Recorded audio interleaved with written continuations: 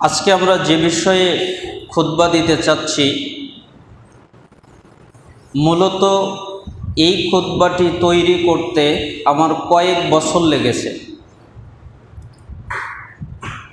সুন্নাত এবং বিদআত এই বিষয়ে কিতাবই পাওয়া যায় না, খুবই দুর্লভ। আলহামদুলিল্লাহ, আমি সুন্নাত এবং বিদআত এই বিষয়ে 28টি কিতাব পরিপূর্ণভাবে বুঝে পড়েছি এবং ওইখান থেকে তথ্য সংগ্রহ করে আজকের খুতবাটা সাজিয়েছি। কোনো মানুষ যদি হাদিস বুঝতে চায়, হাদিস জানতে চায়, তাহলে কিছু সূত্র আছে। যেমন মনে করেন, কোরআন বোঝার মূলনীতি আছে। যেহেতু জুমার খুতবায় সময় খুবই কম, সেজন্য আমরা আজকে একটা বিষয়, অর্থাৎ হাদিস বোঝার সূত্র, কিভাবে হাদিস বুঝতে হয়। আমাদের সমাজের সবচেয়ে বড় সমস্যা হলো, যখন আমি সহিহ আকীদায় আসলাম, পড়াশোনা করলাম, তখন আমি মনে করেছিলাম অনেক কিছু জানি, আমার সামনে কেউ দাঁড়াতেই পারবে না। আলহামদুলিল্লাহ, অনেক হাদিসও মুখস্থ আছে। কিন্তু যখন দিন দিন ইলমের দিকে আরও বেশি ধাবিত হওয়া শুরু করলাম, এখন যেটা বুঝি সেটা হলো ইলমের দিক থেকে একদম দুর্বল, মিসকিন আমি। কারণ ওই পরিমাণ জ্ঞান যেরকম সালাফদের, তা আমাদের নাই। যখন কেউ প্রথম ইলমের দরজায় পা দেয়, তখন মনে করে অনেক কিছু জানে। যখন তার ভারত্ব আসে এবং ইলমের সাগরে ডুব দেয়, তখন সে বুঝতে পারে আমি কিছুই জানি না। কারণ ইলম বিশাল সাগর। হাদিসের সহি কোনটা, হাদিসের জয়ীফ কোনটা, এটা হলো হাদিসের মূলনীতি। সহি, জয়ীফ, জাল, হাসান এগুলো বের করতে হয় কিভাবে, এর সংজ্ঞা কি, এইগুলো হলো একটা মূলনীতি।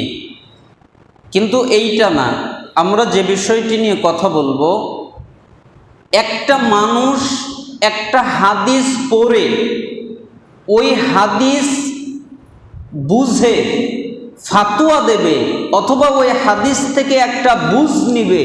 এই বুঝ নেওয়ার আগে তার 12টা মূলনীতি জানতে হবে। কয়টা মূলনীতি? 12টা। তা যদি সে না জানে, তাহলে হাদিসের বুঝ সঠিক হবে না, বিশুদ্ধ হবে না। আমরা হাদিসের মূলনীতিগুলো জানব। 12টি মূলনীতির প্রথম মূলনীতি হচ্ছে, হাদিসের ক্ষেত্রে সহি, জয়ীফ, জাল হাদিসের পার্থক্য করতে হবে। কেন? সহি হাদিস অনুযায়ী আমল করতে হবে, আর জয়ীফ এবং জাল এই বাকিগুলোকে ত্যাগ করতে হবে। তাহলে একটা নীতিমালা হলো, সহি, জয়ীফ, জাল এগুলো জানতে হবে, যে কোন হাদিসটা সহি, কোন হাদিসটা জাল। কেন? কারণ কয়েকটা উদাহরণ আমরা দেই। একটা হাদিস আছে, সিলসিলা সহিহা 57 নম্বর হাদিস। সেখানে বলেছে, ইখতিলাফু উম্মতি রহমা, আমার উম্মতের মতভেদ রহমত স্বরূপ। তার মানে উম্মতের ভিতরে মতভেদ হতে পারে, এটা হলো রহমত, হাদিস দ্বারা জানা যাচ্ছে। অথচ এই হাদিসটা জাল। এই হাদিস অনুযায়ী যদি ফায়সালা দেওয়া হয়, তাহলে অধিকাংশ মানুষ বিপদে পড়ে যাবে। কেন? এই হাদিসের বিপক্ষে কোরআনের আয়াত আছে। কিভাবে? আল্লাহ তাআলা বলেছেন সূরা নিসার 82 নম্বর আয়াত, ওয়ালাউ কানা মিন ইনদি গায়রিল্লাহি লাওয়াজাদু ফীহি ইখতিলাফান কাসীরা। যদি কোরআন আল্লাহ ছাড়া অন্য কারোর নিকট থেকে আসতো তাহলে তারা তাতে বহু মতভেদ পেত। এক আয়াত এক কথা বলে, আরেক আয়াত আরেক কথা বলে, এক আয়াতের সাথে আর এক আয়াত মেলে না, মতভেদ যদি আল্লাহ ছাড়া আর কারো কাছ থেকে আসতো। যেহেতু এই পবিত্র কোরআনটা আল্লাহর কাছ থেকে এসেছে, এই জন্য এখানে কোনো মতভেদ নাই। আল্লাহ তাআলা আরো বলছেন সূরা আনফাল 46 নম্বর আয়াতে, ওয়ালা তানাজাউ ফাতাফশালু ওয়া তাযহাবা রিহুকুম। তোমরা পরস্পর ঝগড়া করো না, মারামারি করো না, একজন আরেকজনের বিপক্ষে অবস্থান করো না। কেন? তাহলে তোমরা সাহস হারিয়ে ফেলবে, তোমাদের সাহস থাকবে না। আল্লাহ তোমাদের হৃদয়ের ভিতর থেকে সাহসটা বের করে দিবেন এবং তোমাদের শক্তি নিঃশেষ হয়ে যাবে, তোমরা শক্তিশালী থাকতে পারবে না। তার মানে বোঝা গেল যে জাল হাদিসের উপরে আমল করলে মানুষের ক্ষতিগ্রস্ত হওয়ার সম্ভাবনা বেশি। আরেকটা আমরা উদাহরণ দেখি, যেমন হাদিসে এসেছে আউয়ালু মা খালাকাল্লাহু নূরি, আল্লাহ তাআলা সর্বপ্রথম আমার নূর সৃষ্টি করেছেন। এটাও হাদিস, তবে এই হাদিসটা জাল হাদিস। আপনি যদি এই হাদিস দ্বারা ফতোয়া দেন এবং কি এই সমাজের অধিকাংশ মানুষ এই হাদিস দ্বারা ফতোয়া দিয়ে বলেন যে রাসূল হলো নূরের তৈরি। কেন? রাসূল বলেছেন যে আল্লাহ সর্বপ্রথম আমার নূর সৃষ্টি করেছেন, এটা তো হাদিস। কারণ তাদের কাছে সহিহ এবং জয়ীফ এর কোনো মানদণ্ড নাই। কোনটা সহিহ কোনটা জয়ীফ এটা তাদের কাছে যায় না, হাদিস হলেই হলো। এই জন্য আমাদের এক নম্বর মূলনীতি হলো সহিহ জয়ীফ জাল পার্থক্য করতে হবে। এর দলিল কি? জবাব হলো কানাল্লাহু ওয়া লাম ইয়াকুন শাইউন গায়রুহু, আদিতে একমাত্র আল্লাহ ছিলেন, তিনি ছাড়া আর কিছু ছিল না। ওয়া কানা আরশুহু আলাল মা, তখন তার আরশ ছিল পানির উপরে। ওয়া কাতাবা ফি যিকরি কুল্লা শাইইন, তারপর তিনি প্রত্যেক জিনিস লাউহে মাহফুজে লিপিবদ্ধ করলেন। ওয়া খালাকাস সামাওয়াতি ওয়াল আরদ, এবং তিনি আসমান সমূহ ও জমিন সৃষ্টি করলেন। তার মানে আদিতে কেউ ছিল না, আল্লাহ ছিল, এরপরে তার আরশ ছিল। তার মানে এই হাদিস থেকে বোঝা যায় বুখারীর 3191-তে যে আরশ। আরেকটা হাদিস আছে তিরমিজির 3319-এ, রাসূল সাল্লাল্লাহু আলাইহি সাল্লাম বলেন ইন্না আউওয়ালা মা খালাকাল্লাহুল কলম, আল্লাহ তাআলা সর্বপ্রথম কলম সৃষ্টি করেছেন। ফাকালা লাহু লাহুক্তুব, অতঃপর তিনি কলমকে বললেন লেখো। ফাজারা বিমা হুয়া কাইনুন ইলাল আবাদ, তখন কলম লিখতে শুরু করলো এবং অনন্তকাল পর্যন্ত যা কিছু ঘটবে তা তিনি কলম লিপিবদ্ধ করলো। তাহলে এই হাদিস থেকে বোঝা যায় আল্লাহ তাআলার সর্বপ্রথম সৃষ্টি কলম। তাহলে আল্লাহর নূর না কলম? জয়ীফ আর জাল হাদিসে হলো আল্লাহর নবীর নূর। আল্লাহর নবীর নূর না কলম, কোনটা আগে? কলম। সহিহ হাদিস অনুযায়ী কলম, আর জাল হাদিস অনুযায়ী আল্লাহর নবীর নূর। এখন আমরা কি জাল হাদিস মানবো না সহিহ হাদিস মানবো? সহিহ হাদিস। এরকম আরো অনেক জয়ীফ হাদিস আছে, সময়ের ব্যবধানে আমরা ছেড়ে দিচ্ছি। যেমন একটা জয়ীফ হাদিস হচ্ছে মিফতাহুল জান্নাতি সলাত, জান্নাতের চাবি হলো সালাত। এটা জয়ীফুল জামে 5265 নম্বর হাদিসে এসেছে। অথচ এই হাদিসের মধ্যে দুইজন রাবি আছেন জয়ীফ। একজন হলো কারণ সুলাইমান বিন করম আর একজন হলো আবু ইয়াহিয়া আল কাত্তাত, মানে জয়ীদ জিদ্দান, ডাবল দুর্বলতা, দুইজনের কারণে দুর্বলতা। অথচ জান্নাতের চাবি সম্পর্কে ইমাম বুখারী রাহিমাহুল্লাহ একটা অনুচ্ছেদের বিষয়বস্তু আলোচনা করতে গিয়ে ওয়াহাব ইবনু মুনাব্বি রাহিমাহুল্লাহ থেকে একটি বর্ণনা উদ্বুদ্ধ করেছেন। তাকে একদিন জিজ্ঞেস করা হলো, আলাইসা লা ইলাহা ইল্লাল্লাহ মিফতাহুল জান্নাহ, লা ইলাহা ইল্লাল্লাহ কি জান্নাতের চাবি নয়? ক্বালা বালা, তখন তিনি বললেন হ্যাঁ। ওয়ালাকিন লাইসা মিফতাহুন ইল্লা লাহু আসনানুন ফাইন জিতা বিমিফতাহিন লাহু আসনানুন ফুতিহা লাক ওয়া ইল্লা লাম ইফতাহ লাক। তবে প্রত্যেক চাবির দাঁত রয়েছে, দাঁত আছে। তুমি যদি এমন চাবি নিয়ে আসো যার দাঁত আছে, তাহলে তোমার জন্য জান্নাত খোলা হবে। আর এমন চাবি যদি নিয়ে আসো যার দাঁত নাই, তাহলে তোমার জন্য জান্নাত খোলা হবে না। অর্থাৎ বুখারীর 23 নম্বর পর্বের 1 নম্বর অনুচ্ছেদে এই বর্ণনাটা এসেছে। তার মানে বোঝা যায় যে জান্নাতের চাবি হলো লা ইলাহা ইল্লাল্লাহ। আর সালাত, যাকাত, সিয়াম, হজ এগুলো হলো ওই চাবির দাঁত। তার মানে চাবি হলো লা ইলাহা, আর এগুলো হলো দাঁত।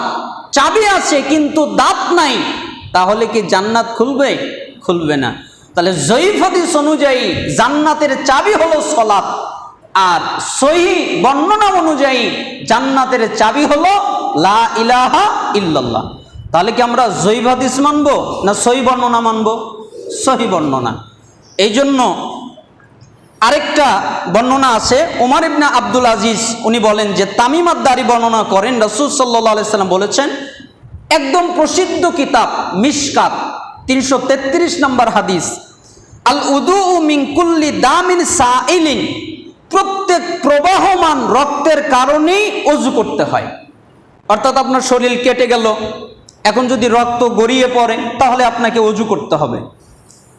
অথচ এর জবাব হলো, এটা হলো একটা জয়ীফ হাদিস, যে এই হাদিসের উপরেই কিন্তু অধিকাংশ আলেম ওলামা এবং অধিকাংশ মানুষ ফতোয়া দিয়েছেন যে রক্ত বের হলেই ওযু ভেঙে যাবে, এই জন্য রক্ত বের হলেই তাকে নতুন করে ওযু করতে হবে। অথচ জবাব হলো, বাকর রাহিমাহুল্লাহ হতে বর্ণিত, তিনি বলেন, আমি ইবনে উমারকে দেখেছি তিনি তার মুখমণ্ডলে ওটা ফোড়ায় চাপ দিলেন, মুখে একটা ফোড়া উঠেছিল তাই তিনি চাপ দিলেন, ফলে কিছু রক্ত বের হলো।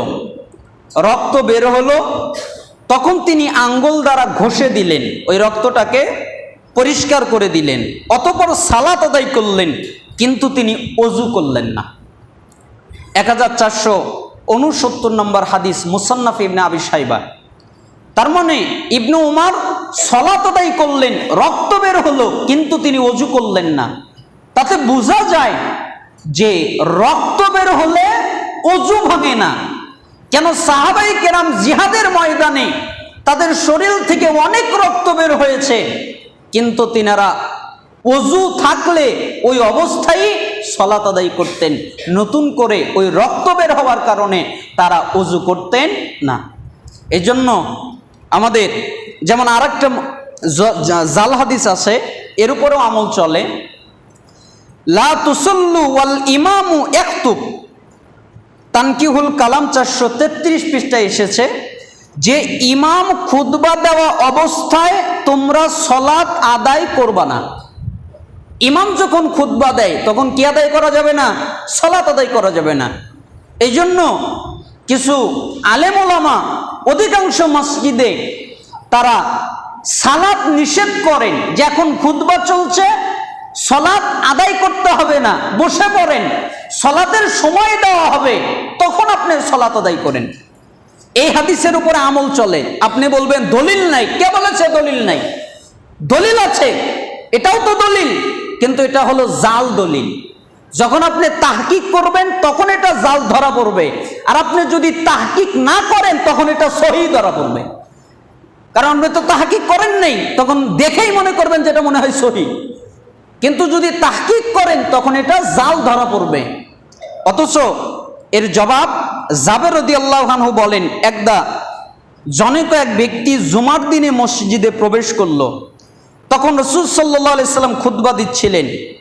তিনি ওই লোকটিকে বললেন, রাসূল সাল্লাল্লাহু আলাইহি সাল্লাম খুতবা থামিয়ে দিলেন, থামিয়ে দিয়ে বললেন, আসল্লাইতা, তুমি কি সালাত আদায় করেছো? লোকটাকে বললেন, তুমি কি সালাত আদায় করেছো? ক্বালা লা, সে বলল না। ক্বালা কুম, তখন রাসূল সাল্লাল্লাহু আলাইহি সাল্লাম বললেন, তুমি দাঁড়াও, ফাসাল্লি রাকাতাইন, 2 রাকাত সালাত আদায় করো। তার মানে রাসূল সাল্লাল্লাহু আলাইহি সাল্লাম খুতবা দেওয়া অবস্থায় একজন বসেছিল, তাই তাকে দাঁড়িয়ে সালাত আদায় করালেন। আর আপনি কিভাবে খুতবা দেওয়ার সময় একজন সালাত আদায় করলে তাকে নিষেধ করেন? কেন? কারণ আপনি জাল হাদিসের উপরে আমল করেন, আপনি বোঝেন না যে হাদিসটা জাল। আর এটা বুখারীতে রয়েছে 930, 931, মুসলিমের 2061, মিশকাত 1411 নম্বরে এসেছে যে রাসূল সাল্লাল্লাহু আলাইহি সাল্লাম একজন লোককে খুতবা চলা অবস্থায় বসলো দেখে তাকে দাঁড়িয়ে সালাত আদায় করার কথা বললেন। তার মানে বোঝা গেল আরও জয়ীফ হাদিস আছে, যেমন গার মাসে করার জন্য, পাগড়ি ব্যবহার করার ক্ষেত্রে, তারপরে আরও অনেক জয়ীফ হাদিস রয়েছে। সময়ের ব্যবধানে আমরা এই বিষয়টা ছেড়ে দিলাম। তাহলে হাদিস বোঝার 1 নম্বর মূলনীতি হলো হাদিসের ক্ষেত্রে সহিহ, জয়ীফ এবং জাল হাদিসের পার্থক্য করতে হবে, সহিহ হাদিস অনুযায়ী আমল করতে হবে, আর বাকিগুলো ত্যাগ করতে হবে। এটা হলো একটা মূলনীতি হাদিস বোঝার ক্ষেত্রে, অনুবাদ করার ক্ষেত্রে। 2 নম্বর হলো সহিহ হাদিস বোঝার ক্ষেত্রে 1 নম্বর হলো 2টি পদ্ধতি সহিহ হাদিস বোঝার ক্ষেত্রে। সহিহ হাদিসের সহি অর্থ এবং সহি ব্যাখ্যা করতে হবে। হাদিস সহি কিন্তু ব্যাখ্যা জাল, হাদিস সহি অর্থ জাল, হাদিস সহি বুঝ জাল। তাহলে জাল হাদিস মেনে, জয়ীফ হাদিস মেনে আপনার যেই ক্ষতি হবে, সহিহ হাদিসের জাল ব্যাখ্যা, জয়ীফ ব্যাখ্যা, মন গড়া ব্যাখ্যা, নিজের মতো ব্যাখ্যা, সালাফদের বুঝে ব্যাখ্যা না করলে আপনার ওই একই ক্ষতি হবে। সহিহ হাদিস কিন্তু ব্যাখ্যা জাল, সহিহ হাদিস কিন্তু বুঝ জাল, সহিহ হাদিস কিন্তু অর্থ জাল। তাহলে কোনো লাভ হবে? হবে না। এজন্য সহিহ হাদিসের সহি অর্থ এবং সহি ব্যাখ্যা করতে হবে। এখানে আমরা কয়েকটা উদাহরণ দেই। যেমন সহি অর্থ কেন করতে হবে? যেমন আল্লাহ সুবহানাহু ওয়া তাআলার আমরা কালেমা তাইয়্যিবা পাঠ করি, লা ইলাহা ইল্লাল্লাহ, এর অনেকগুলো অর্থ করা হয়, এগুলো সব ভুল অর্থ। যেমন সমগ্র জগতে আল্লাহ ছাড়া আর কিছুরই অস্তিত্ব নাই, এটা ভুল অর্থ। আরেকটা অর্থ করা হয় আল্লাহ ছাড়া আর কোনো সৃষ্টিকর্তা নাই, এটাও ভুল অর্থ। আরেকটা অর্থ করা হয় আল্লাহ ছাড়া কেউ বিধানদাতা নাই, এটাও ভুল অর্থ। আরেকটা অর্থ করা হয় কোনো কিছু থেকে কোনো কিছু হয় না, যা কিছু হয় আল্লাহ থেকে হয়, এটা হলো তাসাউফ যারা চর্চা করে, পীর মুরিদি যারা চর্চা করে তাদের অর্থ, এটাও ভুল অর্থ। তাহলে সঠিক অর্থ কি? সঠিক অর্থ হলো আল্লাহ ছাড়া লা মা'বুদা বিহাক্কিন ইল্লাল্লাহ, আল্লাহ ছাড়া প্রকৃত বা সত্যিকার কোনো উপাস্য নাই। এই যে বিহাক্কিন, এবার আপনি বলবেন হাদিসের মধ্যে তো বিহাক্কিন নাই, তাহলে আমার দরকার কি বিহাক্কিন লাগানো? কারণ আপনি যে অজ্ঞ এটাই হলো তার প্রমাণ। নাই, আপনি বোঝেন নাই, কারণ আপনি তো হাদিসের নীতিমালা জানেন না, সালাফদের যে বুঝ নিতে হয়। নাই কিভাবে আপনি বললেন? আছে তো, কোরআনে আছে। কোথায়? আল্লাহ তাআলা বললেন সূরা মুহাম্মদ 19 নম্বর আয়াত, ফাআলাম, আগে জেনে নাও, আন্নাহু, অবশ্যই, লা ইলাহা ইল্লাল্লাহ, আল্লাহ ছাড়া সত্য কোনো ইলাহা নাই। যেমন ওসমান ইবনে আফফান থেকে বর্ণিত, তিনি বলেন রাসূল সাল্লাল্লাহু আলাইহি ওয়াসাল্লাম বলেন, মান মাতা ওয়া হুয়া ইয়ালাম, যে ব্যক্তি এমন অবস্থায় মারা যায় যে ভালোভাবেই জানে নিশ্চয়ই আন্নাহু লা ইলাহা ইল্লাল্লাহ, অবশ্যই আল্লাহ ছাড়া সত্যিকার কোনো উপাস্য নাই, দাখালাল জান্নাহ, তাহলে সে জান্নাতে প্রবেশ করবে। তার মানে সে ভালো করে জানে, এজন্য তাহলে লা ইলাহাকে ভালো করে জানতে হবে। এজন্য আল্লাহ তাআলা সূরা লুকমানের 30, সূরা হাজের 62 নম্বর আয়াতের মধ্যে চমৎকারভাবে বলে দিয়েছেন, যালিকা বিআন্নাল্লাহু আল হক, ওয়া আন্না মা ইয়াদউনা মিন দুনিহিল বাতিল ওয়া আন্না আল্লাহা হুয়াল আলিয়্যুল কাবীর, যে নিশ্চয় আল্লাহই সত্য এবং তারা আল্লাহর পরিবর্তে যাকে ডাকে তা মিথ্যা, আর নিশ্চয়ই আল্লাহ হলেন সর্বোচ্চ সুমহান। তার মানে যে আল্লাহ তাআলা যে বললেন যালিকা বিআন্নাল্লাহু হুয়াল হক, নিশ্চয়ই আল্লাহ সত্য। এজন্য সালাফরা বললেন যেহেতু আল্লাহ সত্য আর বাকি যত মাবুদ আছে সবগুলো মিথ্যা, এই জন্য লা ইলাহা ইল্লাল্লাহর অর্থ হবে আল্লাহ ছাড়া সত্যিকার কোনো ইলাহ নেই। তাহলে সহি অর্থ করতে হবে। আমরা আরো উদাহরণ দিতে পারি, সময়ের ব্যবধানে আমরা দিচ্ছি না। এখানে আরেকটা বিষয় আমরা দেখলাম যে সহি হাদিসের ব্যাখ্যা অন্য কোনো সহি হাদিস দিয়ে করতে হবে। আপনি যদি সহি হাদিসের ব্যাখ্যা অন্য কোনো সহি হাদিসের সাহায্যে না করেন, তাহলে সহি হাদিসের ব্যাখ্যা আপনি সঠিকভাবে করতে পারবেন না। কেন? যেমন সহি হাদিস আয়েশা রাদিয়াল্লাহু আনহা থেকে বর্ণিত, তিনি বলেন রাসূলুল্লাহ সাল্লাল্লাহু আলাইহি ওয়াসাল্লাম বলেছেন রাকাআতুল ফজরি খায়রুম মিনাদ দুনিয়া ওয়া মা ফিহা, ফজরের পূর্বের 2 রাকাত সালাত পৃথিবী এবং পৃথিবীর মধ্যে যা কিছু আছে সব কিছুর চেয়ে উত্তম। ফজরের পূর্বে, এটা কিন্তু সহি হাদিস, মুসলিমের হাদিস 725 নম্বর হাদিস, যে ফজরের পূর্বের 2 রাকাত সালাত পৃথিবী এবং পৃথিবীর মধ্যে যা কিছু আছে সব কিছুর চেয়ে উত্তম। এজন্য যারা হানাফি মাযহাব অনুসরণ করেন তারা বললেন যেহেতু ফজরের পূর্বের 2 রাকাত সুন্নাত পৃথিবী এবং পৃথিবীতে যা কিছু আছে সব কিছুর চেয়ে উত্তম, যেহেতু সেজন্য জামাত চলাকালীন অবস্থায়ও আপনি যদি এসে দেখেন যে মসজিদে জামাত চলছে, তাহলে আগে আপনি 2 রাকাত সুন্নাত পড়বেন, তারপরে জামাতে শরীক হবেন। এরকম মাসালা দেওয়া হয় না? এইরকম মাসালাই তারা দেন। দলিল এই হাদিস, সহি হাদিস, হাদিস সহি কিন্তু বুঝ সহি না। কেন? সে সহি হাদিস একটা অনুযায়ী ব্যাখ্যা করেছেন, অথচ এই হাদিস বুঝার জন্য আরো কিছু হাদিস আছে। চলেন আমরা এই হাদিসটা বুঝি। আবু হুরায়রা রাদিয়াল্লাহু আনহু থেকে বর্ণিত, নবী সাল্লাল্লাহু আলাইহি ওয়াসাল্লাম বলেন, মুসলিমের 710 নম্বর হাদিস, ইদা উকিমাতিস সালাহ ফালা সালাতা ইল্লাল মাকতুবা, যখন সালাতের একামত দেওয়া হয় তখন ফরজ সালাত ব্যতীত আর কোনো সালাত নাই। ফরজ সালাত ব্যতীত আর কোনো সালাত নাই, সেটা সুন্নাত হোক, নফল হোক, ওয়াজিব হোক, যে কোনো সালাত হোক, ফরজ সালাতের একামত হলে আর কোনো সালাত নেই। এটা হচ্ছে রাসূলুল্লাহ সাল্লাল্লাহু আলাইহি সাল্লামের একটা আদেশ। তাহলে এবার আপনি বলেন তো, যদি ফজরের ফরজ সালাতের একামত হয় তাহলে এই হাদিস অনুযায়ী সুন্নাত পড়া কি যায়? যায় না। দেখেন আরো কঠিন কঠিন হাদিস আছে। আব্দুল্লাহ ইবনে সারজিস থেকে বর্ণিত, রাসূল সাল্লাল্লাহু আলাইহি সাল্লাম ফজরের ফরজ সালাত আদায়রত অবস্থায় এক ব্যক্তিকে ফজরের সালাতের পূর্বে 2 রাকাত সালাত আদায় করতে দেখেন। তখন তিনি সালাত শেষ করে তাকে বললেন, বিআইয়ি সালাতাইকা তাদাত্তা, তোমার 2 সালাতের কোনটি হিসাব করলে? এটা ইবনে মাজার 1152 নম্বর হাদিস। তোমার 2 সালাতের কোনটা হিসাব করলে? তুমি যে ইমামের সাথে 2 রাকাত পড়লে ওইটা ধরলে, নাকি তুমি একাকী 2 রাকাত পড়লে ওইটা ধরলে? কোনটা ধরলে? আরেকটা হাদিস আব্দুল্লাহ ইবনে মালিক ইবনে বুহাইনা হতে বর্ণিত, রাসূল সাল্লাল্লাহু আলাইহি সাল্লাম এক ব্যক্তিকে 2 রাকাত সালাত আদায় করতে দেখলেন, তখন একামত হয়ে গেছে। রাসূল সাল্লাল্লাহু আলাইহি সাল্লাম সালাত শেষ করলেন, লোকেরা ওই ব্যক্তিকে ঘিরে ফেলল। রাসূল সাল্লাল্লাহু আলাইহি সাল্লাম তাকে বললেন, আস-সুবহা আরবাআন, আস-সুবহা আরবাআন, ফজর কি 4 রাকাত, ফজর কি 4 রাকাত। বুখারীর 663 নম্বর হাদিস, যে তুমি যে ফজর পড়লে ফজর কি 4 রাকাত, ফজর কি 4 রাকাত। আগের হাদিসে বললেন তুমি সুন্নাত না ফরজ, এই দুইটার কোনটা হিসাব করলে, তার মানে দুইটার একটা বাতিল। আর পরের বার বললেন যে ফজর কি 4 রাকাত, তার মানে তুমি যে আগে সুন্নাত 2 রাকাত পড়েছো, ইমামের সাথে ফরজ 2 রাকাত পড়েছো, এখন 4 রাকাত হয়ে গেছে। তো ফজরের ফরজ কি 4 রাকাত?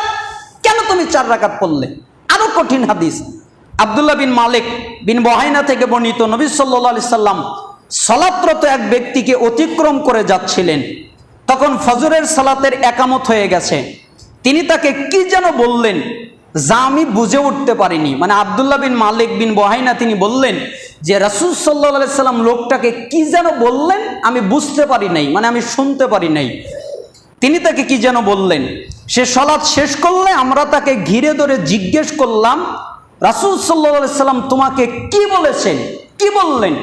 লোকটি তখন বলল, তিনি আমাকে বলেছেন, ইউশিকু আহাদুকুম আইয়ুসাল্লিয়াল ফাজরা আরবাআন, ওয়াসিরে তোমাদের কেউ ফজরের সালাত 4 রাকাত আদায় করবে। ফজরের সালাত কয় রাকাত? 2 রাকাত, কিন্তু তারা আদায় করবে 4 রাকাত। কিভাবে? এটা ইবনে মাজার 1153 নম্বর হাদিস। তার মানে ওই 2 রাকাত সুন্নাত আদায় করে 4 রাকাত হয়ে যাবে। আগের হাদিসে বললেন যে তোমার 2 সালাতের কোনটা হিসাব করলে, সুন্নাত না ফরজ? পরের হাদিসে বললেন ফরজ কি 4 রাকাত। এর পরের হাদিসে তিনি বললেন যে অচিরেই কিছু লোকের জন্ম হবে, ওরা ফজরের ফরজ 4 রাকাত আদায় করবে। ফজরের ফরজ কি কেউ 4 রাকাত আদায় করে? 2 রাকাতই করে, কিন্তু ওই সুন্নাত যে পড়লো এজন্য 4 রাকাত হয়ে গেল। তাহলে সহিহ হাদিসের ব্যাখ্যা অন্য সহিহ হাদিস দিয়ে করতে হয়, তা না হলে সহিহ হাদিসের ব্যাখ্যা সঠিক হয় না। 3 নম্বর মূলনীতি হলো, সহিহ হাদিসের ব্যাখ্যা যদি নবী সাল্লাল্লাহু আলাইহি সাল্লাম থেকে পাওয়া না যায়, সেক্ষেত্রে সাহাবীদের আমল এবং ব্যাখ্যা নিতে হয়। সাহাবীদের ব্যাখ্যা দেখতে হয় যে এই হাদিসটা সাহাবীরা কি বুঝেছেন, তাদের বুঝ কি। যেমন আমাদের দেশে অনেকেই রমজান মাসে এই সমস্যাটা হয়। এক শ্রেণীর লোক আছে যারা সৌদির সাথে সিয়াম পালন করে এবং সৌদির সাথে ঈদ করে, অথচ হাদিসের মধ্যে এসেছে রাসূল সাল্লাল্লাহু আলাইহি সাল্লাম বলেছেন, সুমু লি রুয়াতিহি ওয়া আফতিরু লি রুয়াতিহি, তোমরা চাঁদ দেখে সিয়াম পালন করো, চাঁদ দেখে সিয়াম ভঙ্গ করো। ফাইন গুব্বি আলাইকুম ফাআকমিলু ইদ্দাতা শাবানা 30, যদি চাঁদ দেখার ক্ষেত্রে প্রতিবন্ধকতা দাঁড়ায়, আকাশ যদি মেঘাচ্ছন্ন থাকে, তাহলে শাবানের গণনা 30 দিন পুরা করবে। অর্থাৎ বুখারীর 1909 নম্বর হাদিস। অনেকেই এই হাদিস দ্বারা আবার উল্টা ব্যাখ্যা করেন। তারা বলেন যে না না না, এই হাদিস দ্বারা ওই অর্থই হয় চাঁদ দেখে সিয়াম পালন করে, এই জন্য পৃথিবীতে একজন চাঁদ দেখলেই হলো, যে কোনো এক দেশে চাঁদ দেখা গেলেই হলো। এজন্য বলছিলাম সাহাবীদের ব্যাখ্যা নিতে হয়। সাহাবীদের ব্যাখ্যা কি? কুরাইব থেকে বর্ণিত, হারিসের কন্যা উম্মুল ফাজল তাকে সিরিয়ায় মুআবিয়া রাদিয়াল্লাহু আনহুর নিকট পাঠালেন। কুরাইব বলেন, অতঃপর আমি সিরিয়া পৌঁছে তার প্রয়োজনীয় কাজ সমাপ্ত করলাম। আমি সিরিয়ায় থাকতে রমজান মাস এসে গেল। আমি জুমার রাতে রমজানের চাঁদ দেখতে পেলাম। অতঃপর মাসের শেষে আমি মদিনায় ফিরে এলাম। ইবনে আব্বাস রাদিয়াল্লাহু আনহুমা সিয়াম সম্পর্কে আলোচনা প্রসঙ্গে আমাদের জিজ্ঞেস করলেন, তুমি কখন চাঁদ দেখেছো? আমি বললাম, আমি তো জুমার রাতেই চাঁদ দেখেছি। তিনি পুনরায় জিজ্ঞেস করলেন, তুমি নিজেই কি তা দেখেছো? আমি বললাম, হ্যাঁ, আমিও দেখেছি, অন্যান্য লোকেরাও দেখেছে এবং তারা সিয়ামও পালন করেছে, এমনকি মুআবিয়াও সিয়াম পালন করেছেন। তিনি বললেন, আমরা তো শনিবার রাতে চাঁদ দেখেছি, তোমরা দেখেছো শুক্রবার রাতে, আমরা দেখেছি শনিবার রাতে। আমরা পূর্ণ 30 দিন সিয়াম রাখবো, অথবা এর আগে যদি চাঁদ দেখতে পাই তবে ইফতার করব। তখন আমি বললাম, আপনি কি মুআবিয়ার চাঁদ দেখা, সিয়াম দেখা পালন করাকে যথেষ্ট মনে করেন না? মুআবিয়া রাদিয়াল্লাহু আনহু তিনিও তো একজন সাহাবী, তার দেখাকে, তার সিয়াম পালন করাকে আপনি কি যথেষ্ট মনে করেন না? তখন তিনি বললেন, হাকাদা আমারানা রাসূলুল্লাহ সাল্লাল্লাহু আলাইহি ওয়াসাল্লাম, না, রাসূল সাল্লাল্লাহু আলাইহি সাল্লাম আমাদের এভাবেই নির্দেশ দিয়েছেন। 1087 মুসলিমের হাদিস। তার মানে চাঁদ দেখেই আমরা সিয়াম পালন করব, চাঁদ দেখেই আমরা সিয়াম ভঙ্গ করব। মুআবিয়ারটা আমরা নিলাম না, এটাই রাসূলের আদেশ। তাহলে এবার যদি আপনি সাহাবীদের ব্যাখ্যা না নেন, হাদিসের সঠিক বুঝ করা যাবে? করা যাবে না। 4 নম্বর হলো তাবিদের ব্যাখ্যা নিতে হবে, তাবিদের আমল দেখতে হবে। হাদিসের ক্ষেত্রে ওই হাদিসটা তাবিরা কি বুঝেছেন, তাবিরা কি আমল করেছেন। 5 নম্বর, মুহাদ্দিসিনে কিরাম যেভাবে বুঝেছেন হাদিস সংকলনের সময় তাদের বুঝ নিতে হবে। আল্লাহ সুবহানাহু ওয়া তাআলা আমাদেরকে কবুল করুন, কোরআন এবং সুন্নাহর উপরে অটল থাকার তৌফিক দান করুন। আলহামদুলিল্লাহ ওয়াহদা ওয়াসসালাতু ওয়াসসালামু আলা রাসূলিল্লাহ, আম্মা বাদ। সমস্ত প্রশংসা আল্লাহ তাআলার জন্য, সালাত এবং শান্তি বর্ষিত হোক আমাদের প্রিয় নবী মুহাম্মদ সাল্লাল্লাহু আলাইহি সাল্লামের উপরে। তাহলে 5 নম্বর হলো মুহাদ্দিসিনে কিরাম যেভাবে বুঝেছেন হাদিস সংকলনের সময় তাদের বুঝ নিতে হবে। হাদিসটা আমি ভালো বুঝি না যারা হাদিস সংকলন করেছেন তারা ভালো বুঝেন? আচ্ছা আপনারা বলেন তো, যিনি হাদিসটা লিখেছেন, সংগ্রহ করেছেন, সংকলন করেছেন, উনি ভালো বোঝেন না আমি ভালো বুঝি? অবশ্যই উনি ভালো বোঝেন। এই জন্য হাদিস সংকলক মুহাদ্দিসিনে কিরাম যেই ব্যাখ্যা করেছেন ওই ব্যাখ্যাকে নিতে হবে এবং আরবি ভাষার মাধ্যমে করতে হবে। এখানে আমরা একটা উদাহরণ দেই। যেমন একটা হাদিস আছে, আবু হুরায়রা থেকে বর্ণিত, তিনি বলেন রাসূল সাল্লাল্লাহু আলাইহি ওয়াসাল্লাম বলেছেন, ইযা আম্মানাল ইমাম ফাআমিনু ফাইন্নাহু মান ওয়াফাকা তামিনুহু তামিনাল মালায়েকা গুফিরা লাহু মা তাকদ্দামা মিন যামবিহি। ইমাম যখন আমিন বলে তখন তোমরাও আমিন বলো, কেননা যেই ব্যক্তির আমিন বলা মালাইকাদের সাথে আমিন বলার সাথে মিশে যাবে, তাদের পূর্বের সমস্ত গুনাহ আল্লাহ ক্ষমা করে দিবেন। ইবনু শিহাব রাহিমাহুল্লাহ তিনি বলেন, ওয়াকানা রাসূলুল্লাহ সাল্লাল্লাহু আলাইহি সাল্লাম ইয়াকুলু আমিন, রাসূলুল্লাহ সাল্লাল্লাহু আলাইহি সাল্লামও আমিন বলতেন। 780 নম্বর হাদিস। এই হাদিস দ্বারা যদি আমরা দলিল দেই যে সবার আমিন বলতে হবে, তখন এক শ্রেণীর লোক বলে না, এখানে তো সবার কথা নাই। এখন এখানে আমাদের জবাব হলো, আপনি হাদিস মুহাদ্দিসিনে কিরামদের ভাষ্য অনুযায়ী, তাদের বুঝ অনুযায়ী বোঝেন নাই। কেন? এই হাদিস যারা সংকলন করেছেন তারা অধ্যায় কায়েম করেছেন। দেখেন কি অধ্যায়। যেমন ইমাম বুখারী 10 নম্বর পর্ব অনুচ্ছেদ 111 অধ্যায় কায়েম করেছেন, বাব জাহরিল ইমামি বিত্তামিন, ইমামের সশব্দে আমিন বলা অধ্যায়। তার মানে ইমাম জোরে আমিন বলবে। যেমন সুনানান নাসাই পর্ব 11 অধ্যায় 33 হাদিস 925 থেকে 928 অধ্যায় কায়েম করেছেন, বাবু জাহরিল ইমামি বি আমিন, ইমামের উচ্চস্বরে আমিন বলা অধ্যায়। তারপরে ইবনু মাজাহ পর্ব 5 অধ্যায় 14 হাদিস 851 থেকে 857 নম্বরে তিনি অধ্যায় কায়েম করেছেন, বাব জাহরি বি আমিন, সশব্দে আমিন বলা অধ্যায়। তার মানে এই আমিন দ্বারা সালাফগণ মুহাদ্দিসিনে কিরাম সবাই বুঝেছেন যে আমিন জোরে হবে, সশব্দে হবে। ইমাম বুখারী রাহিমাহুল্লাহ তিনি, এমনকি আতা রাহিমাহুল্লাহ তিনি বলেন, আমিনুন দুআউন, আমিন হলো দোয়া। আমান ইবনে জুবাইর তিনি আরো বলেন, আব্দুল ইবনে জুবাইর ওয়ামান ওয়ারাআহ, এবং তার পিছনের মুসল্লিগণ, হাত্তা ইন্না লিল মসজিদি লালাজ্জাতান, এমনভাবে আমিন বলতেন যে মসজিদে গুম গুম আওয়াজ হতো, মানে গুম গুম আওয়াজ মসজিদে শোনা যেত। এমনকি আবু হুরায়রা ইমামকে ডেকে বলতেন যে আমাকে আমিন বলার সুযোগ হতে বঞ্চিত করবেন না। নাফি রাহিমাহুল্লাহ বলেন, ইবনে উমর কখনোই আমিন বলা ছাড়তেন না এবং তাদেরকে উৎসাহিত করতেন।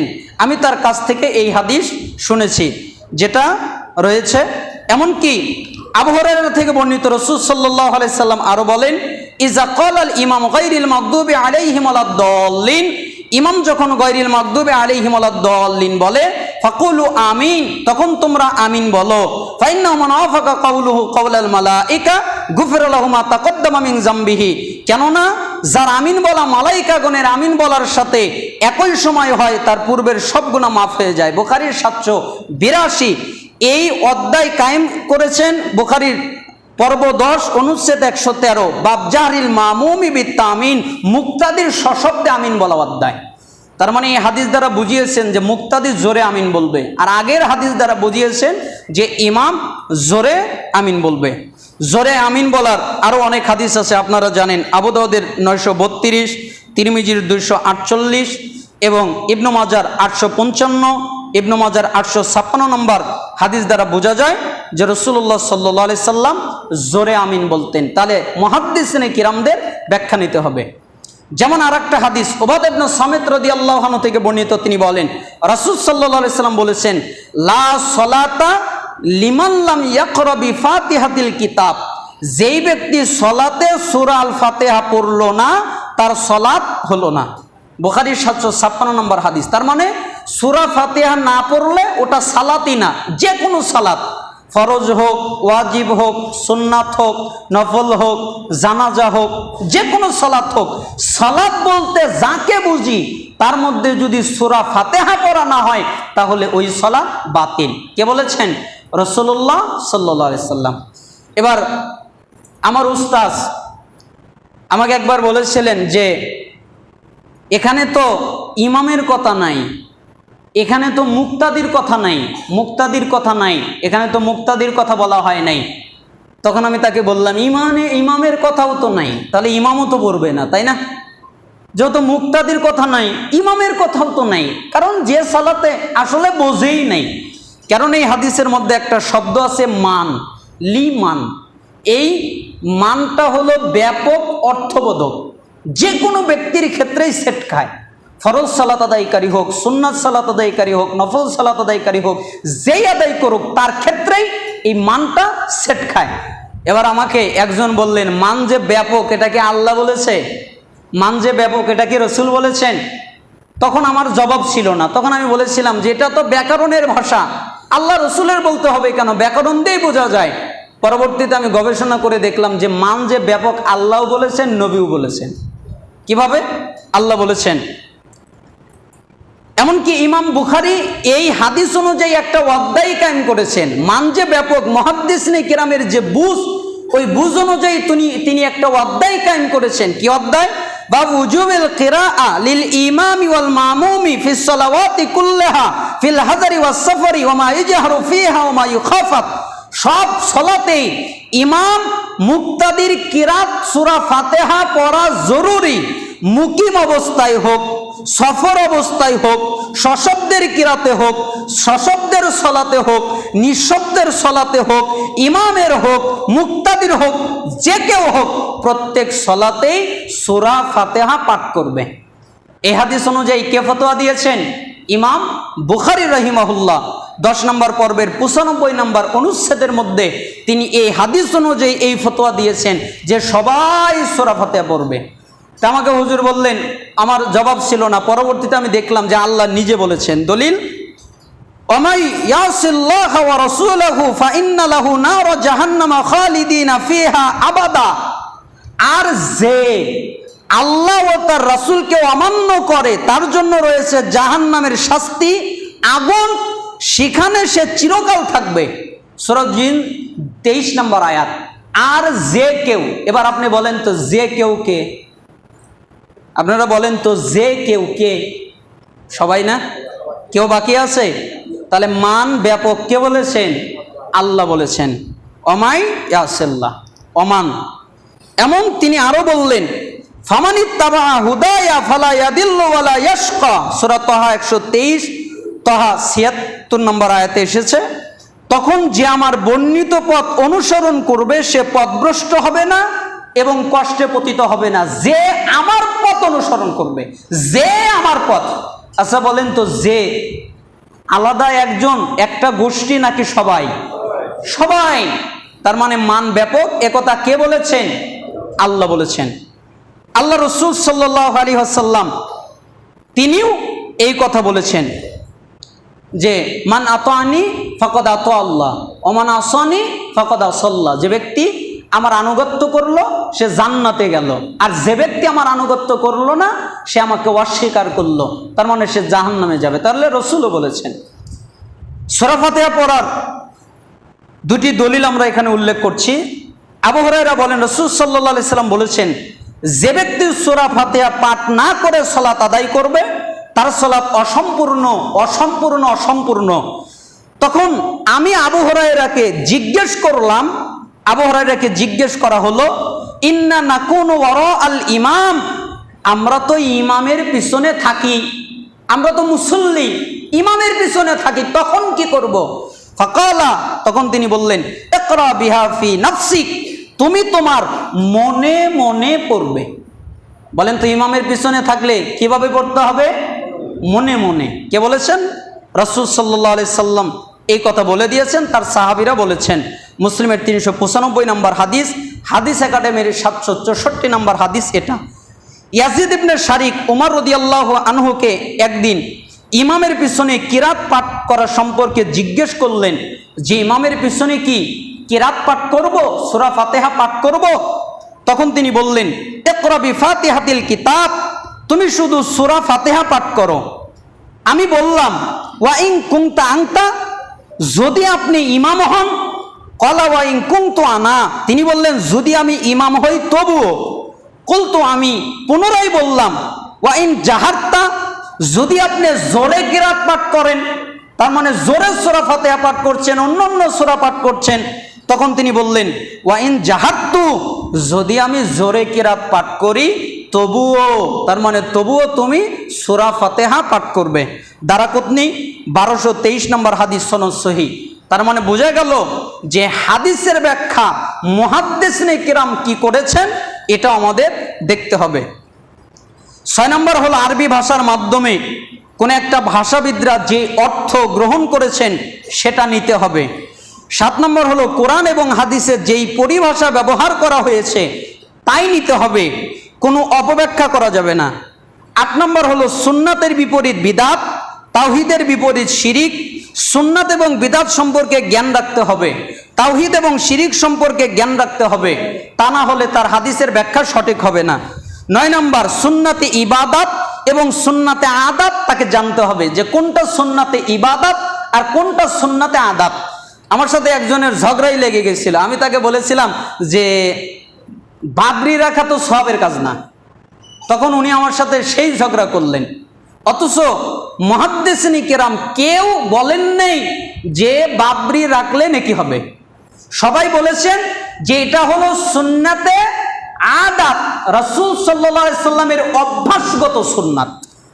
কেন? যদি এটা ইবাদতগত সুন্নাত হতেন তাহলে সমস্ত সাহাবী বাবরি রাখতেন, অথচ কোনো সাহাবী বাবরি রাখেন নাই। তার মানে বোঝা যায় এটা সুন্নাতে ইবাদত নাই, নেকির কাজ নয়, এটা আদাত, অভ্যাসগত। কেউ রাখতে পারে, জায়েজ আছে, অনুমতি আছে, কিন্তু সব মনে করে রাখলে বিদআত হবে। 10 নম্বর, কোনো একটা বিষয়ে একটা হাদিস পড়ে ফতোয়া দেওয়া যাবে না, বরং একই বিষয়ে একাধিক হাদিস পড়ে তারপরে ফতোয়া দিতে হবে, তা না হলে হাদিসের বুঝ সঠিক হবে না। 11 নম্বর, অস্পষ্ট হাদিসের ব্যাখ্যা স্পষ্ট হাদিস দিয়ে করতে হবে। 12 নম্বর, কোনো হাদিসকে কাটছাট করা যাবে না, কাটছাট করে আমল করা যাবে না, যেইভাবে আছে ওইভাবেই রেখে আমাদেরকে আমল করতে হবে। আসলে জুমার খুতবা খুব সংক্ষিপ্ত সময়, এই জন্য আমরা বিস্তারিত এই বিষয়ে খুতবা দিতে না পারায় দুঃখিত। আল্লাহ সুবহানাহু ওয়া তাআলা আমাদেরকে কবুল করুন এবং আমাদেরকে হাদিস বুঝার মূলনীতি অনুযায়ী, হাদিস বুঝার নীতিমালা বুঝে আমাদেরকে হাদিস বুঝার আল্লাহ তাআলা তৌফিক দান করুন। এখানে আমরা 3টি কথা আপনাকে বলবো। একটি কথা হচ্ছে যে কুরবানির ক্ষেত্রে একা দেওয়া এবং ভাগে দেওয়া, আপনারা সবাই ভালো করে বুঝবেন, ভাগে দেওয়া জায়েজ, ভাগে দেওয়া কি জায়েজ, আর একা দেওয়া উত্তম। একা দেওয়া কি উত্তম। আমি কি একা দেওয়াকে নাকচ করলাম? একা দেওয়া উত্তম, তবে ভাগে দেওয়া বৈধ, জায়েজ। সালাফরা যেটাকে বৈধতা দিয়েছেন আমরা সেটাকে অবৈধ ঘোষণা দিতে পারি না। আরেকটা কথা হচ্ছে যে আরাফার সিয়াম, যেহেতু আমাদের সামনেই আরাফার সিয়াম রাখতে হবে, কারণ রাসূল সাল্লাল্লাহু আলাইহি সাল্লাম বলেছেন কেউ যদি আরাফার সিয়াম রাখে তাহলে আমাদের পূর্বের 1 বছর এবং পরের 1 বছর, এই 2 বছরের গুনাহ আল্লাহ ক্ষমা করে দেন। কোন দিনের সিয়াম পালন করলে? আরাফার সিয়াম পালন করলে। কারণ হাদিসে এসেছে, মান সামা ইয়াউমা আরাফা গুফিরা লাহু যামবা সানাতাইনি মুতাতাবিআতাইনি, যে ব্যক্তি আরাফার দিন সাওম পালন করবে তার পূর্বের এবং তার পরের অর্থাৎ 2 বছরের পাপ রাশি আল্লাহ সুবহানাহু ওয়া তাআলা মাফ করে দিবেন। অর্থাৎ 2 বছরের গুনাহ খাতা আল্লাহ সুবহানাহু ওয়া তাআলা ক্ষমা করে দিবেন, যেটা আমরা তাবারানির 5790 নম্বর হাদিসে পেয়ে যাই। এমনকি মুসলিমের 1163, আবু দাউদের 2425 নম্বর হাদিসেও এসেছে। এখন প্রশ্ন হলো, আরাফার সিয়াম কোন দিন? আমাদের এই পুরো পৃথিবীতে 2 দলে বিভক্ত। একদল বলছেন যে 9 জিলহজ আরাফার সিয়াম পালন করবেন, আরেক দল বলছেন না না না, 9 জিলহজ না, যেই দিন আরাফা ওই দিন সিয়াম পালন করবেন। কোনটা সঠিক? আসলে সালাফগণ এখানে বলেছেন যে হাদিসের মধ্যে যেহেতু আরাফা শব্দ এসেছে, কি শব্দ এসেছে? আরাফা। এখন আরাফা কি গোটা পৃথিবীতেই হয়? কোন জায়গায় হয়? আরাফাতের ময়দানে হয়। এই জন্য রাসূল সাল্লাল্লাহু আলাইহি সাল্লাম যেহেতু বলেছেন আরাফার সিয়াম পালন করতে, এই জন্য যেদিন আরাফার ময়দানে আরাফা হবে ওই দিন বাকি আরাফার বাহিরে যারা, তারা সিয়াম পালন করবে। তার মানে আরাফার সাথে এটা সম্পর্কিত, তারিখের সাথে সম্পর্কিত নয়। যারা বলেন যে 9 জিলহজ সিয়াম পালন করতে হবে, আমরা তাদেরকে তুচ্ছ করছি না, আমরাও আপনাদের সম্মান করি। ওটা আপনাদের বুঝ, আপনারা ওই বুঝ বুঝেছেন, এটা সহিহ আকীদার আলেমরাই বুঝেছেন। আপনারা এই বুঝ বুঝেছেন, এটা আপনাদের বুঝ, এটা আপনারা বুঝেছেন ব্যাকরণের ভিত্তিতে যে আরাফাত 9 তারিখে হয়, এজন্য 9 জিলহজের সিয়াম পালন করবে, আমরা আপনাদের সম্মান করি। তবে সালাফদের বুঝ হলো যে যেদিন আরাফা হবে আরাফার ময়দানে ওই দিন সবাই সিয়াম পালন করবে। তাহলে আমাদের বাংলাদেশে কয় তারিখ হয়? 5 তারিখ। কয় তারিখ হয়? 5 তারিখ, বৃহস্পতিবার। তাহলে আমরা আরাফার সিয়াম পালন করব কোন দিন? বৃহস্পতিবার। বৃহস্পতিবারে আমরা আরাফার সিয়াম পালন করব। আল্লাহ সুবহানাহু ওয়া তাআলা আমাদের তৌফিক দান করুন। আরেকটা কাজ করব আমরা, আইয়ামে তাশরিক। আইয়ামে তাশরিক কখন থেকে পাঠ করব? এটা হচ্ছে 9 জিলহজ ফজরের সলাত থেকে, অর্থাৎ ফজর থেকে আমরা 13 জিলহজ আসরের সলাতে পর্যন্ত আমরা শেষ করব। তার মানে 9 জিলহজ। এবার অনেকে বলেন যে আইয়ামে তাশরিক তো আরাফার দিন থেকে পালন করতে হয়, পাঠ করতে হয়, কারণ আরাফা তো 9 তারিখ। আমি আপনাকে বলবো না, ওটা আরাফার শব্দ উল্লেখ আছে, আর এখানে আরাফার শব্দ উল্লেখ নাই, এখানে আছে 9 জিলহজ। এজন্য আমরা 9 জিলহজ, তার মানে শুক্রবার ফজরের সালাতের পর থেকে আমরা আল্লাহু আকবার, আল্লাহু আকবার, লা ইলাহা ইল্লাল্লাহ, আল্লাহু আকবার, আল্লাহু আকবার, ওয়ালিল্লাহিল হামদ, এটা আমরা পাঠ করব। পারবো না? মোট 23 ওয়াক্ত, অর্থাৎ আমরা শুক্রবারে পাঠ করব, শনিবারে পাঠ করব, রবিবারে পাঠ করব, সোমবারে পাঠ করব, মঙ্গলবার আসর পর্যন্ত পাঠ করব। এটা হলো আমাদের আইয়ামে তাশরিক। আমরা বলেছিলাম যে জিলহজ মাসের ইবাদত আপনারা জানেন, বেশি বেশি নফল ইবাদত করা, বেশি বেশি জিকির আজকার করা, বেশি বেশি সিয়াম পালন করা, কারণ রাসূল সাল্লাল্লাহু আলাইহি ওয়াসাল্লাম জিলহজের 9 দিনই সিয়াম পালন করতেন। বেশি বেশি তওবা করা, বেশি বেশি দান খয়রাত করা, যারা হজ করবে হজ উমরা করা, তারপরে কুরবানি করবে, এগুলোই হচ্ছে জিলহজের আমল। আল্লাহ সুবহানাহু ওয়া তাআলা আমাদেরকে তৌফিক দান করুন। খুতবা সমাপ্ত করতে না পারায় দুঃখিত। হে আল্লাহ, আমাদের যারা অসুস্থ তাদেরকে শিফায়ে কামিলা আজেলা দান করেন।